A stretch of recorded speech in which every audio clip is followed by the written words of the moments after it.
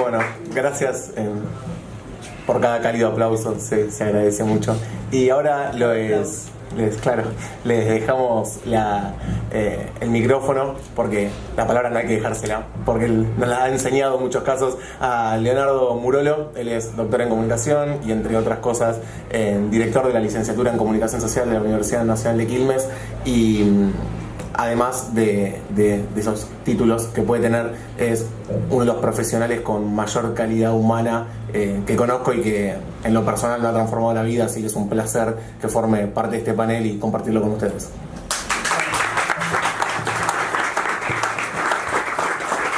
Muchas gracias a Ignacio, a Leo, a Juan por haberme invitado, a Edgardo por compartir con nosotros. Me siento muy honrado de estar acá con los chicos y con los compañeros que escriben en la revista, ustedes, y agradezco eso porque es muy importante para mí estar bien. Interrumpo ya lo primero que estamos interrumpiendo. Adelante. Me están acá diciendo con mucho tino, si alguien de los que están en el fondo se quiere acercar y sentar aquí adelante, puede hacerlo. Eso Luego de saludarlos, de agradecerles la invitación, mi intervención, lo que quería contarles, lo que quería hablar hoy acá, luego de que me invitaran, se me ocurría tres dimensiones. En primer lugar, pensar en el contexto político comunicacional. Lo hablaron los chicos y no voy a redundar, ¿no? Pero hay un contexto político comunicacional que hace posible una publicación como Espartaco, un medio de comunicación como Espartaco Revista. En segundo lugar, quería hablar de un concepto, de una idea, que es lo alternativo, la alternatividad en los medios de comunicación. ¿Qué es eso? Si cabe en este caso, ¿por qué? ¿Bajo qué dimensiones? Y en tercer lugar, la apuesta porque el medio sea digital, la apuesta por los medios digitales, ¿no? Esta diferencia con los medios tradicionales, con nuevas audiencias, con nuevos modos de circulación de la información.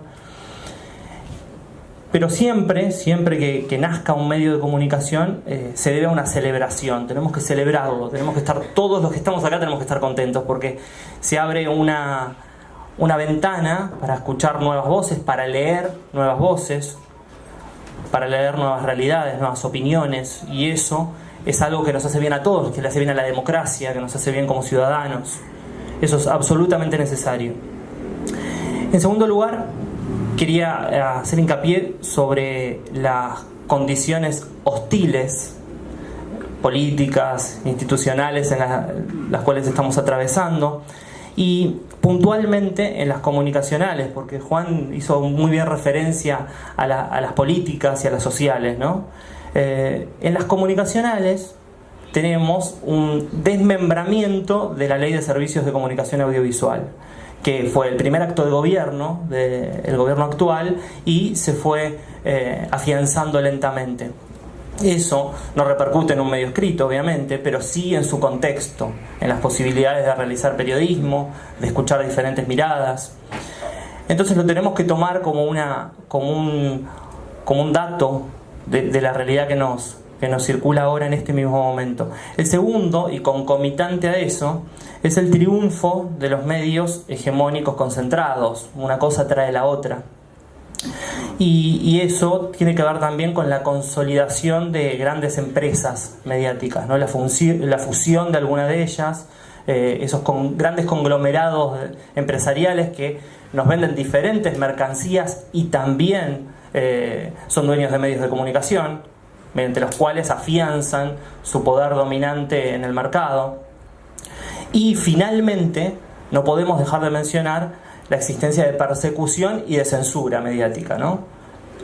Actos que podemos ver, leer asiduamente, cada vez con más naturalidad, ¿no? Leemos a un periodista decir que lo despiden de su puesto de trabajo porque determinado sector político, el gobierno, ¿no?, pide que lo despidan, y no hay una segunda versión. Es esa la versión. Todos seguimos viviendo al otro día como si nada, sabiendo que eso existe, digamos, porque lo podemos naturalizar, lo podemos incorporar como una práctica cotidiana.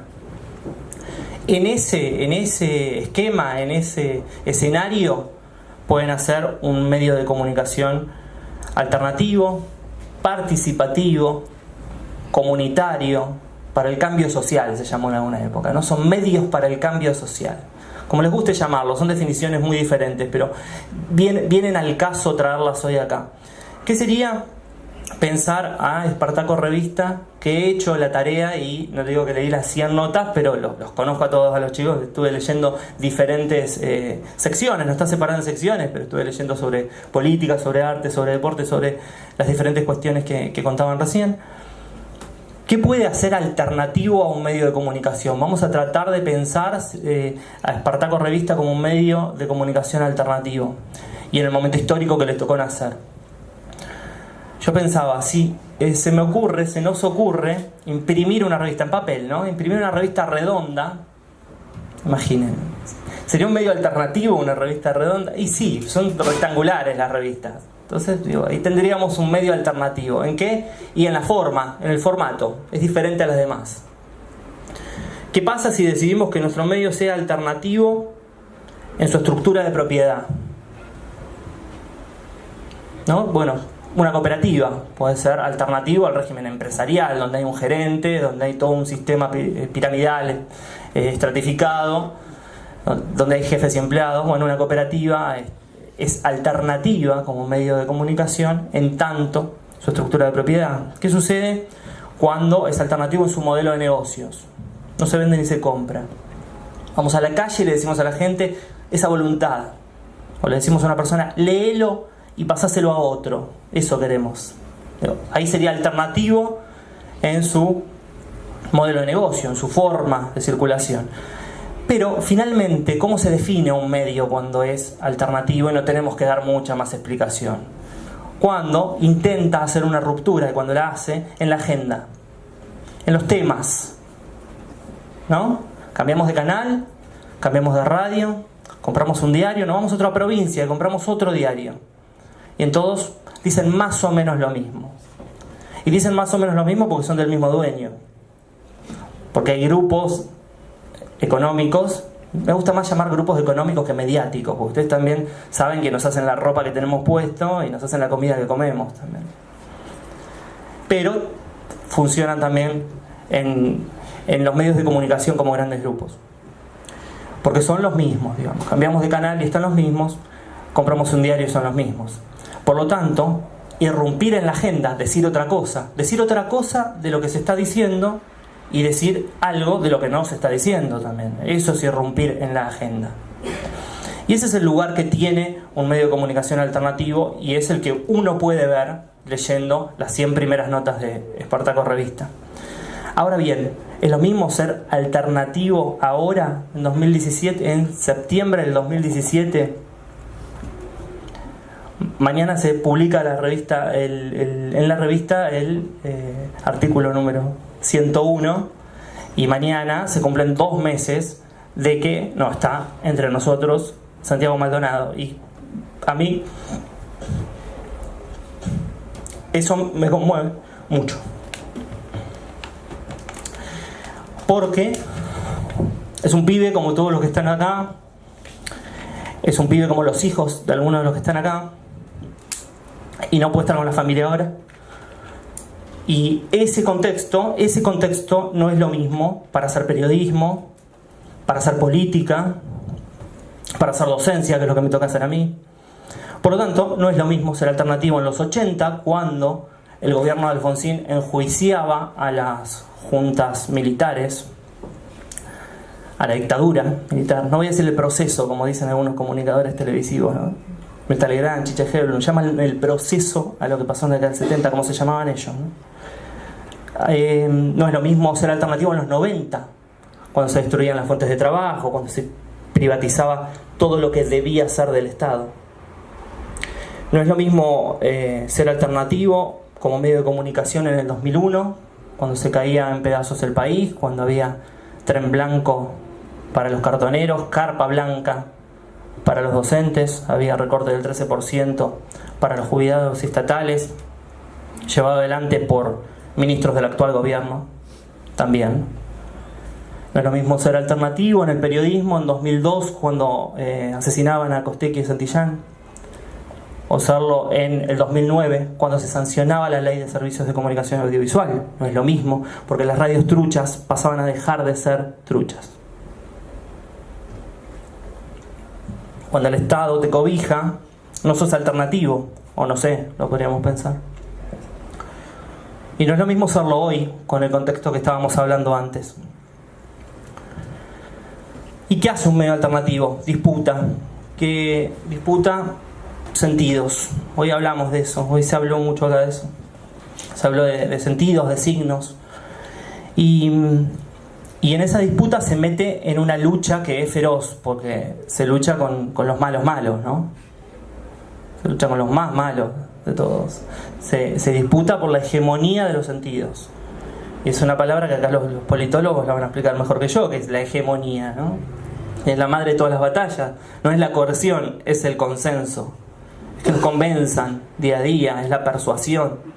Y meterse en la hegemonía de los sentidos implica, hay algunos autores que hablan del significante vacío, ¿no? Laclau habla del significante vacío, ¿no? La libertad, la democracia, el amor, agreguemos el amor, ¿no? El amor. Muchas palabras que tienen sentido en el momento histórico en el que son utilizadas y en ese momento se llenan de significado. Bueno, esa es una batalla, esa es una gran disputa. Yo traje unas notas, hoy le decía a los chicos, traje unas notas de unos diarios, que el diario es una anécdota, digo, lo imprimí y se va a ver, pero cuál sea el medio de comunicación es una anécdota. Encontré unas 6, podría haber traído cientos, ¿no? Dice un diario centenario: los alumnos de las escuelas artísticas lideran las tomas de colegios. Son los más malos, ¿viste? Los alumnos de las escuelas artísticas son los que no se bañan, además, ¿viste? Son padres, no quieran tener alumnos en escuelas artísticas. ¿Qué van a hacer esos pibes? ¿De qué van a vivir? Bueno, son los primeros, los más malos, los que no sirven para nada, digamos, porque no van a producir, son hippies, dicen por ahí. No van a producir, no van a ser emprendedores, ¿no? Así la universidad pública no sirve. Después vemos cómo es que nos sirve, leeremos la nota, pero por lo pronto sabemos que hay... Así no. Educación. ¿Vale la pena ir a la universidad? Mira, yo tengo cerca a estos 3 pibes que por lo tanto vale la pena ir a la universidad, pero ponele que no, ¿no? Son 6. Este es un clásico.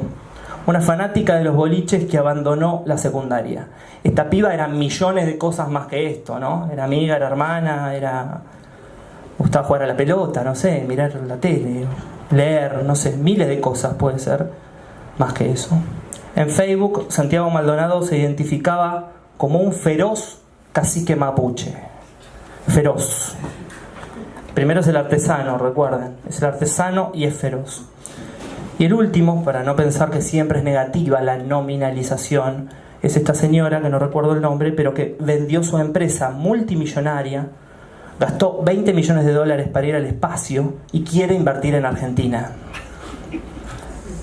Esta es la gente que queremos, ¿no? Yo ahora les voy a proponer un ejercicio a ustedes que no quiero respuesta de este ejercicio. No quiero respuesta a este ejercicio, pero quiero que lo hagan hoy, mañana, en su casa, con sus amigos.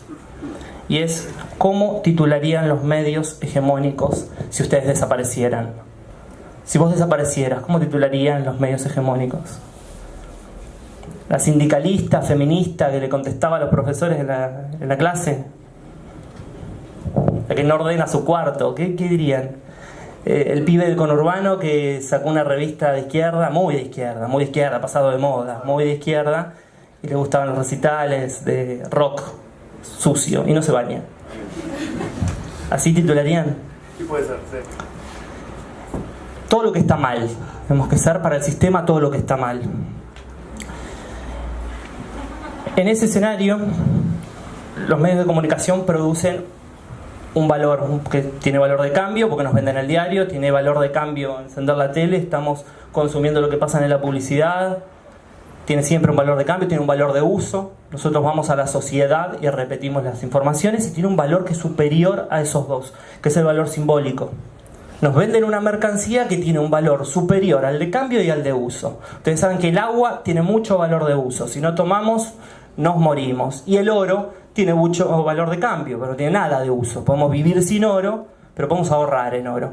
Bueno, la información tiene ambos, en pocas medidas, y mucho de valor simbólico. ¿Qué hace la información con eso, con ese valor simbólico? Bueno, como acabamos de ver, estigmatiza.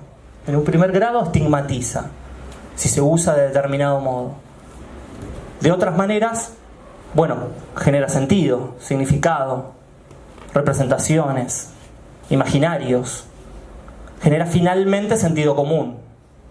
Genera lo que repetimos, lo que vamos a discutir en la vida, en el taxi, en el ascensor, en la cola del banco o con la familia. Construyen sentido común. No estoy hablando de una persona que va a ir a repetir lo mismo que dicen los medios. Pero si lo dicen todos los medios, es la agenda, es el tema, es de lo que tenemos que hablar.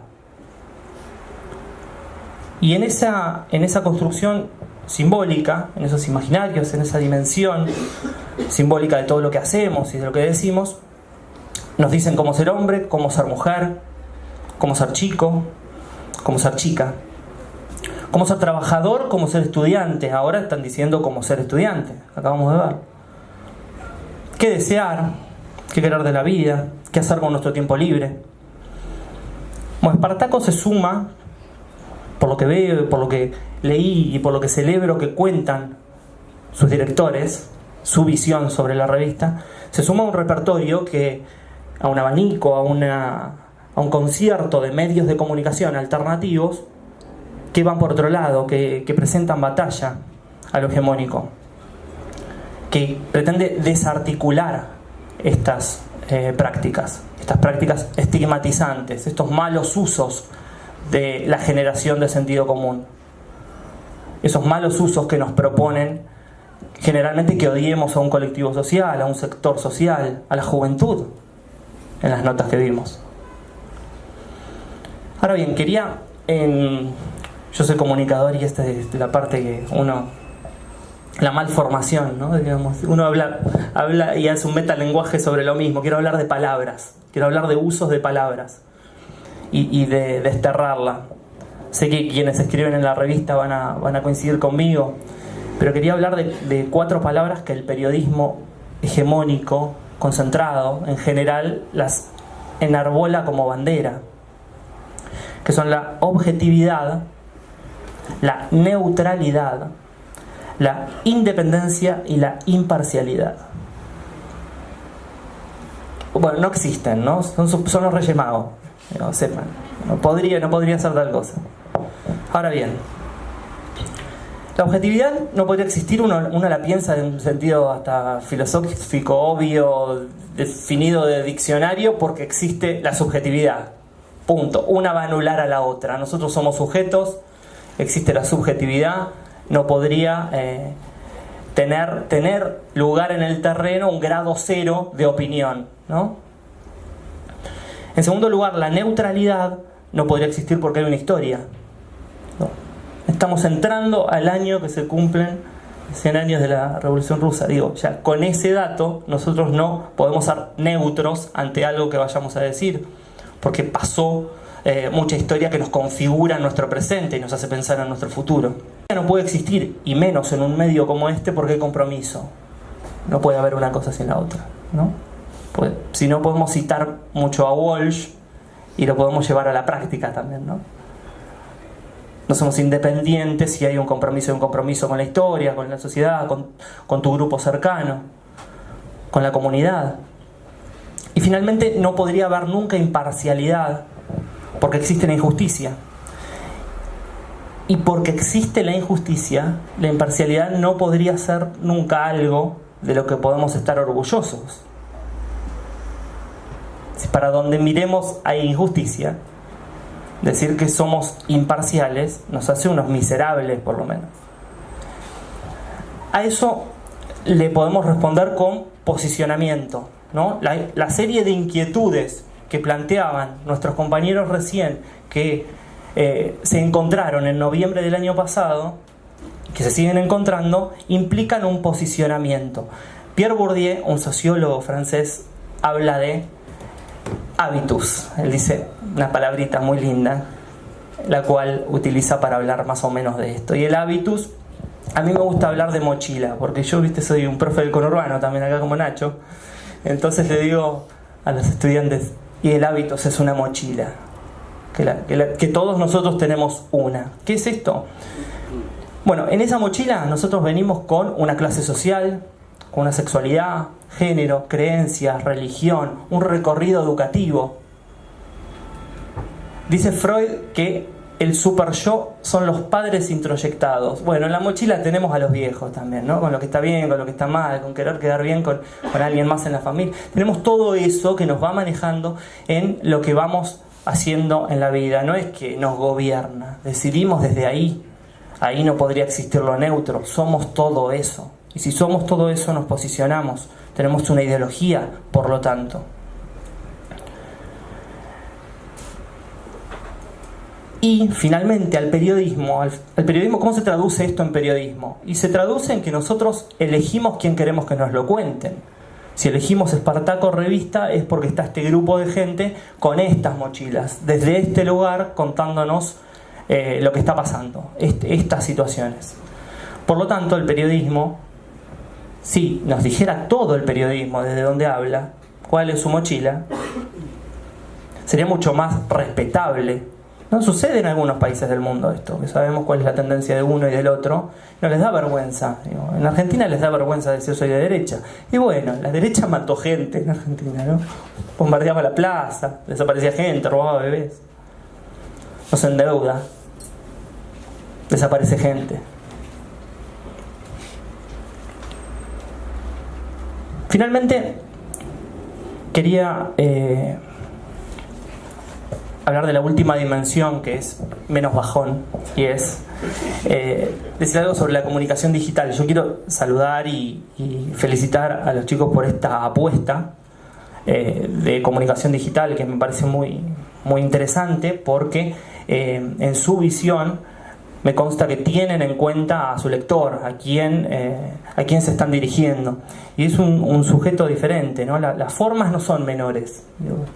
Escribir para lo digital es escribir más breve, es acompañarlo con imágenes que también cuentan, es que esas imágenes acompañen a los textos, como decía Juan, esas imágenes acompañando a los textos, es arte con escritura periodística, es también entender las redes sociales, la dinámica de compartir, la dinámica de debatir. Hay que bancarse debatir también, ¿no? En esos espacios, hay que bancarse lo que te digan también en esos espacios y salir a responder nuevamente. Es una lógica totalmente diferente a la del diario en papel, a la de la televisión, a la de la radio, que Espartaco va a ver esas ventanas en algún momento, pero es una práctica de comunicación digital con sujetos que se procuran su propia información y que la difunden. Allí, por lo que vi de la revista, yo también los invito a leer a quienes no leyeron todo, Espartaco es disruptiva en cuanto al contenido y a la forma, finalmente en cuanto al contenido y también en cuanto a la forma, porque se ocupa de las problemáticas de género. Yo he anotado algunas cuestiones que no coinciden con la estructura de la revista porque no tiene secciones, pero bueno, se tocan temas de género, de pueblos originarios, de jóvenes, de estudiantes, de trabajadores, de científicos. Todos esos espacios tienen voz en Espartaco porque esos periodistas están comprometidos con su historia y con su momento. Para finalizar, a mí se me ocurría una imagen que la tomo de un libro que tiene casi 100 años, es un libro de 1929 que es de Sigmund Freud, se llama El malestar en la cultura. Y Freud dice que nosotros, en ese momento, somos esclavos de la cultura. Estamos encadenados a la cultura y a la vez la estamos sosteniendo. Imagínense, si yo pudiera dejar esto acá, les hago como sería. Estamos encadenados y la estamos sosteniendo. A quien nos encadena, lo sostenemos. Eso pudo haber cambiado un poco a lo largo de la historia, pero llamemos cultura a la comunicación, llamemos cultura a esta construcción de sentido común, a estos imaginarios. Y gracias a medios de comunicación como el que ahora nace, va a tener ese lugar en un concierto de otros medios de comunicación, es momento, como Espartaco, de romper las cadenas y finalmente hacer posible, mediante este tipo de publicaciones, una mirada otra, una mirada crítica ante la sociedad que nos rodea, ante el otro, ¿no? Bueno, feliz de compartir este nacimiento con ustedes y que como Espartaco florezcan 1000 Espartacos más. Gracias.